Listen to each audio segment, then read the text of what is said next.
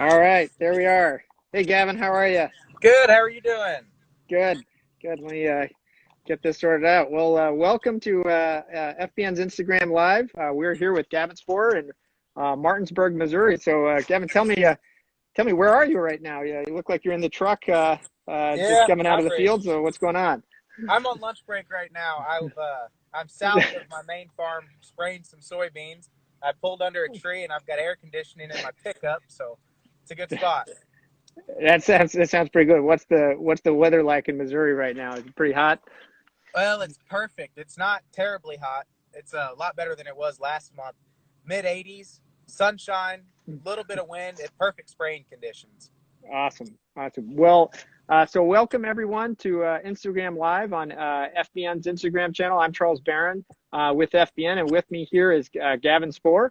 What FBN loves to do is really tell the story of our members from all across the country, all types of different operations. And we have, members in FBN now from not only the United States, but Canada and Australia as well, and all types of different farms, different crops, different profiles of operations. And there's probably no subject, more important to the future of agriculture also than how to get started in farming and the future of young farmers today who are just getting going. And we were really, really excited to welcome Gavin because he's got an incredible story to share with everybody. So welcome to Gavin Spoor. So Gavin, why don't you get us started by telling us a bit about the farm and Yeah, yeah. tell us So, how you got started here because you've got an amazing story. You're just 22 years old, but have been able to put together quite the operation in just a couple years. yep, yep. So, I am a first generation farmer, East Missouri, growing corn and soybeans and popcorn. And I started when I was 17, 18 years old. This is my fourth crop I'll be combining this fall. But I've had a passion for agriculture since I was really young, 3, 4 years old. I knew I wanted to be a farmer. I just wasn't sure how to make it happen. So, freshman year of college, I got the opportunity to cash rent 6 acres, planted soybeans. Soybeans did great. We had a great crop that year and was able to put a down payment on my first tractor and grow from there. Wow. So what was that first year like with the 6 acres? How did you actually do it? What equipment did you use? How did you get the land? How did you get going there? Because that's really cool. Yeah, so I was working for a guy at the time on his farm. He row cropped about 1,000 acres, and I was working for him while I was in college. Well, I traded labor, exchange of labor, for his equipment. So I used his tractor and planter that first year to plant the crop, and then he combined it that fall, and I hauled it to town and got it sold, and was able to make enough money off of that crop to get the ball rolling on my own equipment. So that first year, or the second year, I had a tractor and a planter, but I still had the combining done. And then the third year, I was able to buy a combine. And then this year, I was able to buy a second combine and some more tractors. And it takes a while to get going, but then the ball really starts rolling. Well, you've got a really interesting business, and I want to get into it because you've got a consumer business as well that you've built out. But before we get there, I really want to tell everyone the story of the founding and the creation of the farm because I think for a whole lot of people, you look at farming and it seems impossible to get going. The amount of capital, the amount of land, the cost of the machinery and the equipment. How do you ever get going? But you really were extremely resourceful here in putting the pieces together. And so talk about the early equipment that you started using to get the farm going. I buy the old small junk that no one else uses anymore, and I fix it up and I make it work. So I bought a 6-row planter. Oh, we may A lot of have we may people in have my had area don't run froze out 6-row. there for a sec. Oh, there we go. Are my back now? Yep, you're back. Um, so as far as equipment goes, starting out, it was small equipment that everyone else didn't want. It was stuff in fence rows, stuff I needed to fix up, 6-row wide, small for my area. Most people are running 12 or 16-row stuff. Right. So yeah, I had to get resourceful. There's a lot of really nice farmers in the area that I would network with, and if I needed to borrow a grain auger or a disc for an afternoon, I could go hook onto it and then bring it back when I'm done. In exchange, I would help them clean out a grain bin in the summer. Trading Wow. back and forth with people, because as a young farmer, you don't have enough cash to buy everything at once. Right. And what was the first tractor that you bought? International 1066. There you go. It's treated me really.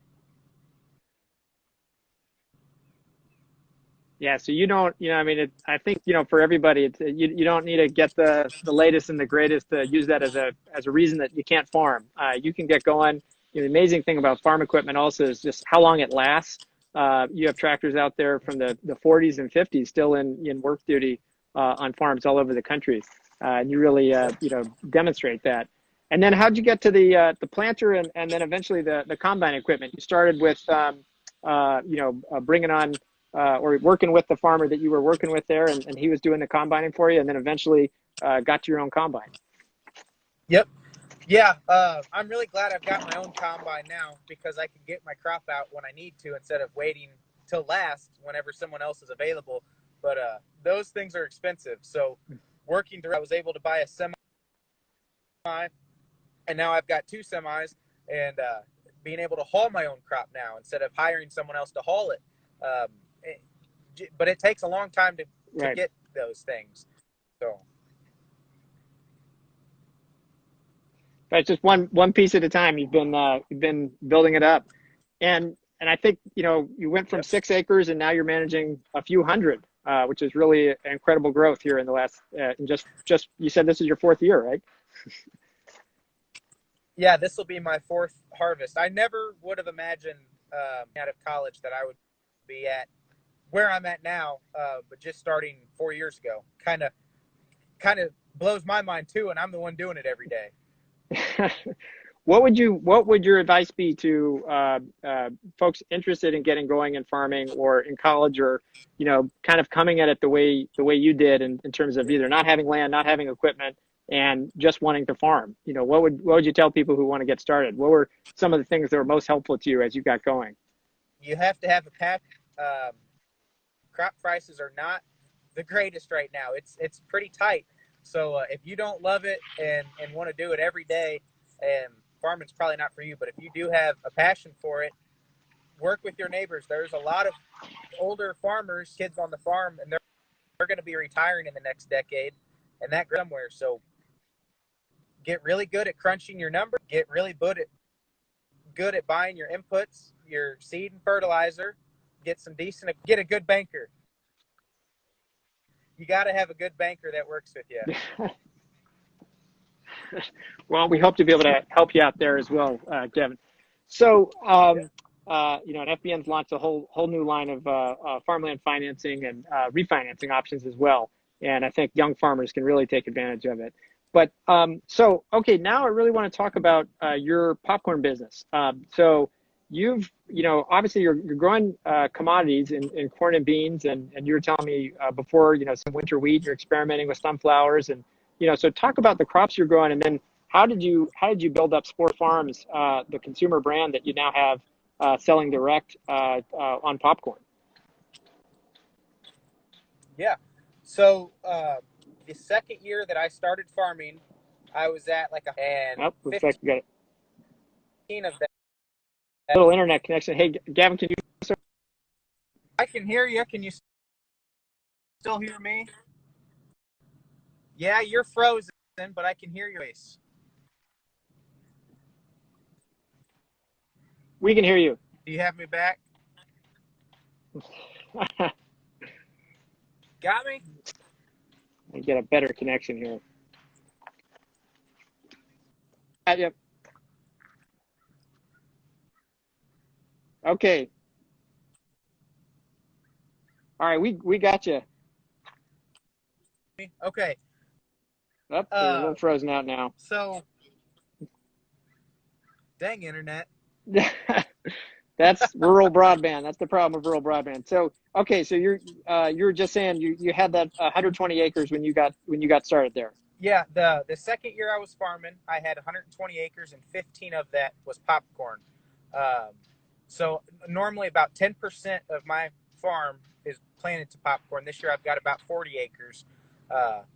and the reason I went with popcorn is because corn and soybean prices suck, and I had to grow. I had to try something else out to make a little bit more money because I didn't have a lot of acres, and grew the popcorn, harvested it, cleaned it at a food grade cleaning facility, and then started selling it to kettle corn companies and grocery stores and through a website. And that's how I diversified my operation, was a specialty crop. So just continued to grow. That first year I had And yellow popcorn. and did you What was that? and were you selling it direct from the whole time, from the first get-go? How'd you get your first customers there? I just started walking into grocery stores and I asked, what does it take to sell a product here? And they told me I needed nutrition facts and I needed barcodes and safe packaging. And I found out where I could get nutrition facts. I figured out how to get and where to buy packaging. And it was a huge experiment, and I've just continued to grow it. Wow. And so then you built out those first kind of commercial customers yourself, and then you started selling online, to everyday consumers, and you're shipping all over the country now. Yep, all 50 states I can ship to. A friend of mine that I met through college at the University of Missouri, he built the website for me, and he manages what is on the website, but I take care of fulfilling the orders. So I'll wake up in the morning and hop on the website and what orders I had, and then I'll package those and I'll take them to the post office, and then I'll get my workday started.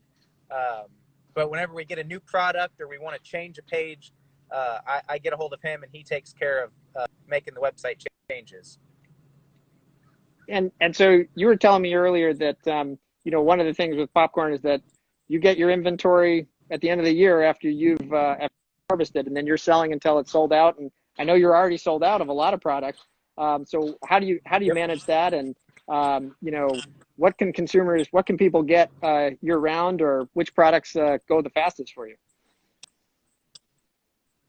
Yeah, so the actual ears of popcorn that are sweet corn, but you throw it in the microwave and it pops off the cob. Those seem to sell out really fast. That's a fun product, especially around Christmas time. But during the summer, I've got plenty of 2-pound bags of kernels, yellow, blue, all the different colors that are grown, and that's what I sell. So I've still got those in stock, but I'm out of the ears for right now.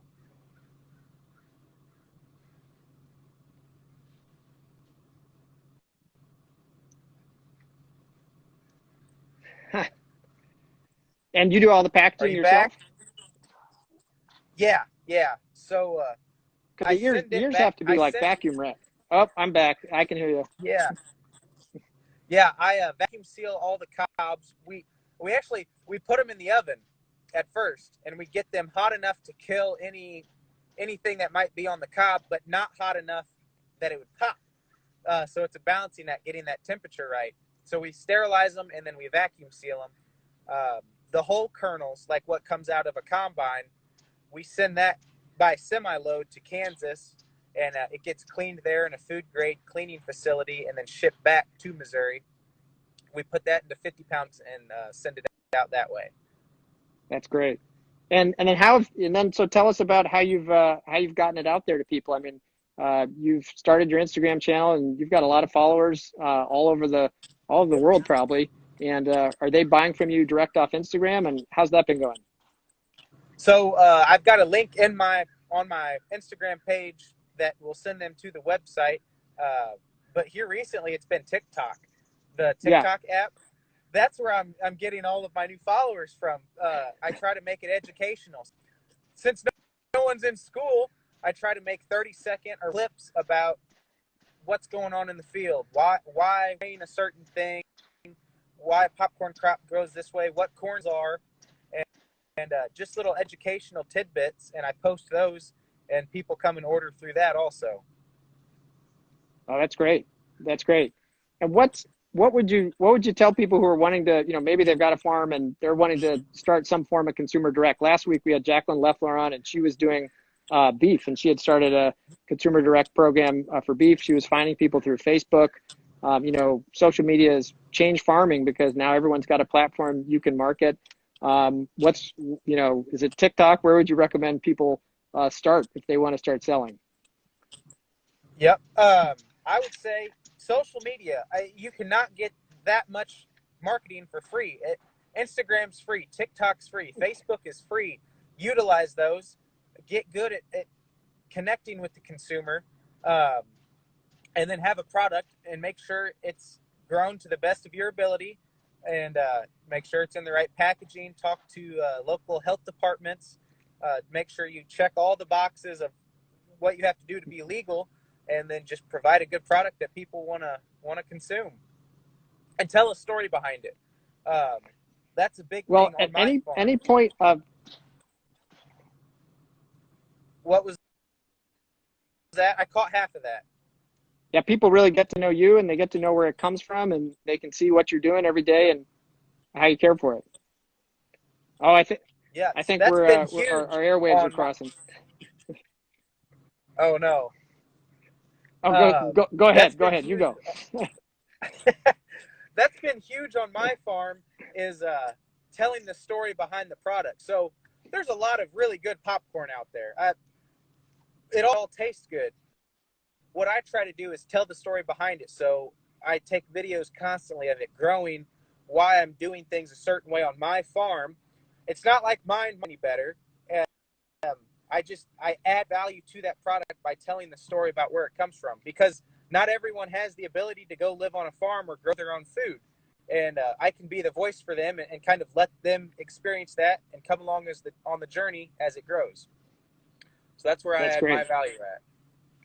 And have you been able to, compete with conventional with the major brands into, getting into things like movie theaters or, other retail outlets?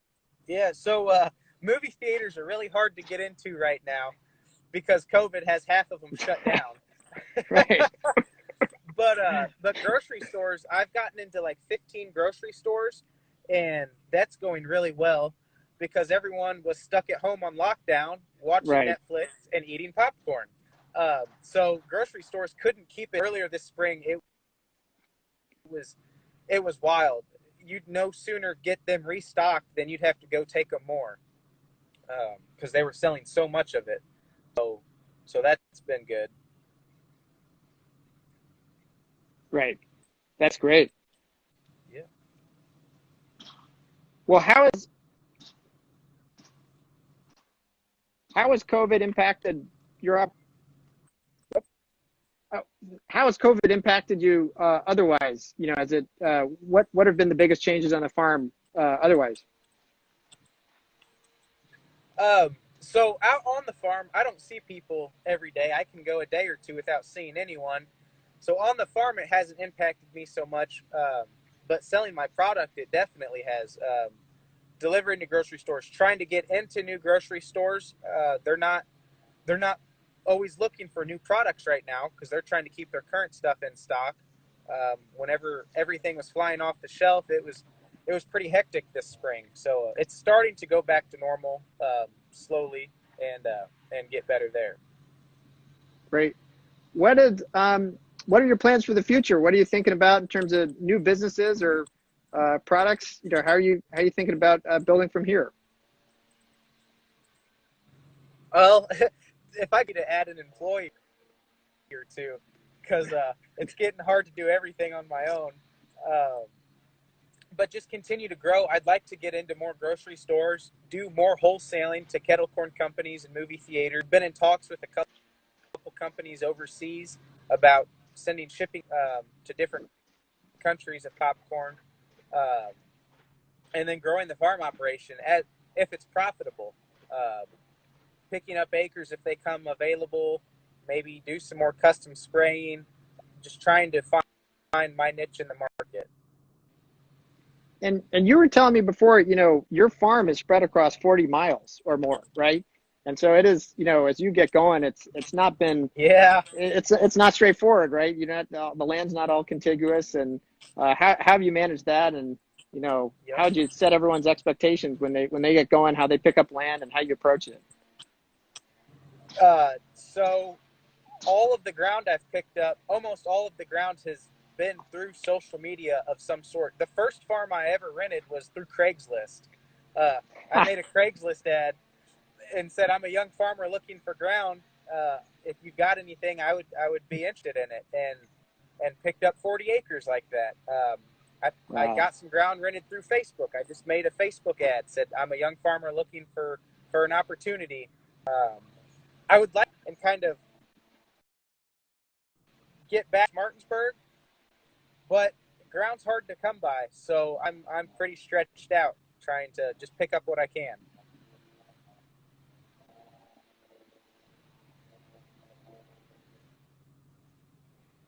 Well, it looks like we got a question from Diawara. Thanks for asking. He's asking how you got, what advice you'd have for people getting used equipment. He's getting going. He's here in California, but he's got farms in West Africa, and how to find good used equipment. Yeah. What would you recommend to people buying their first equipment? So getting it overseas, I can't be much help with. But as far as finding it, if it's here in the U.S., a lot of my stuff I found off of Facebook Marketplace and Craigslist that first year. Just look for the small older stuff that might need a little bit of work to get ready, but that no one else is gonna, they're gonna look over it, trying to find something nicer. So find that old equipment and fix it up and make it nice. And was it running when you got it, or did you have to fix Yeah, it all up yourself? yeah. So I mean, everything was in workable condition. It just needed a few parts here and there to make it whole. So FBN, we bought a tractor for, I'm not kidding, $5.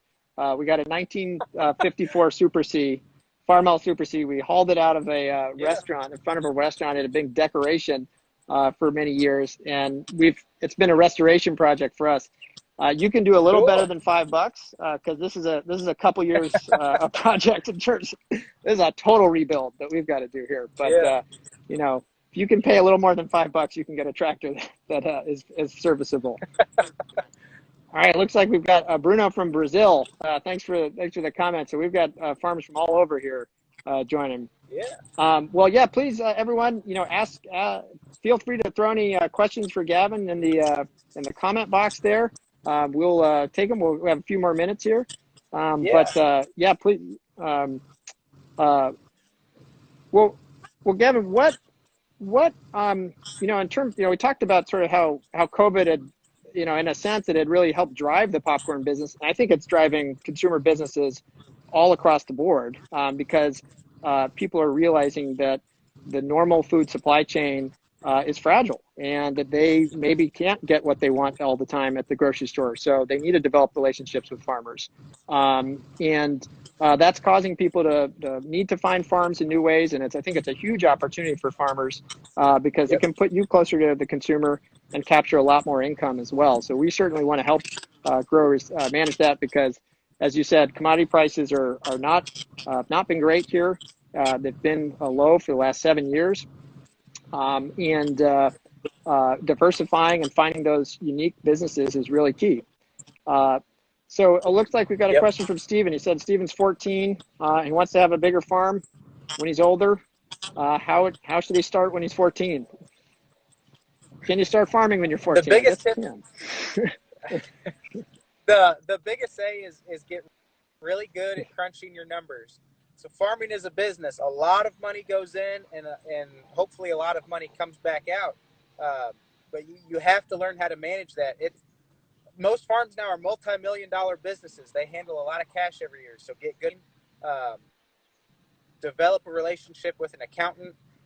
Develop relationships with bankers, um, loan officers, and then just cultivate relationships in your community. Because if you want to pick up ground, someone else is going to have to retire. So make sure that you work close with them. Let them know that you want to grow.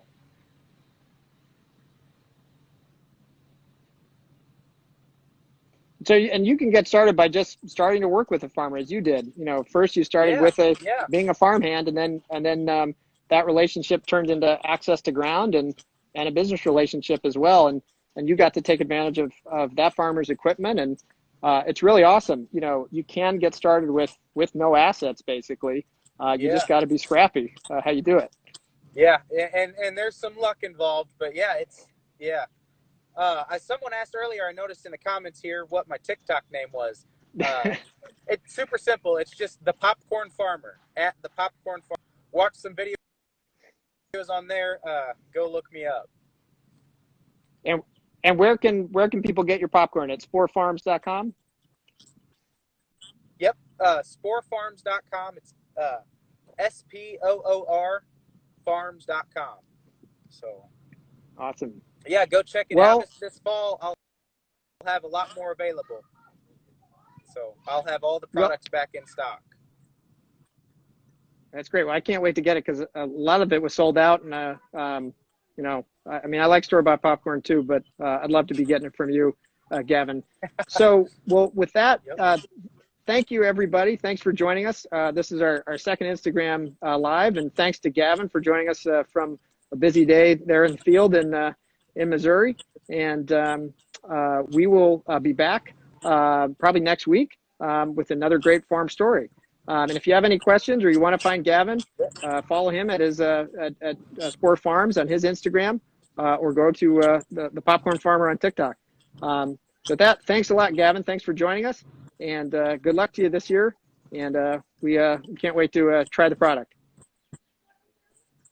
Sounds good. We'll see you later. Thank you. All right. Thanks, Gavin.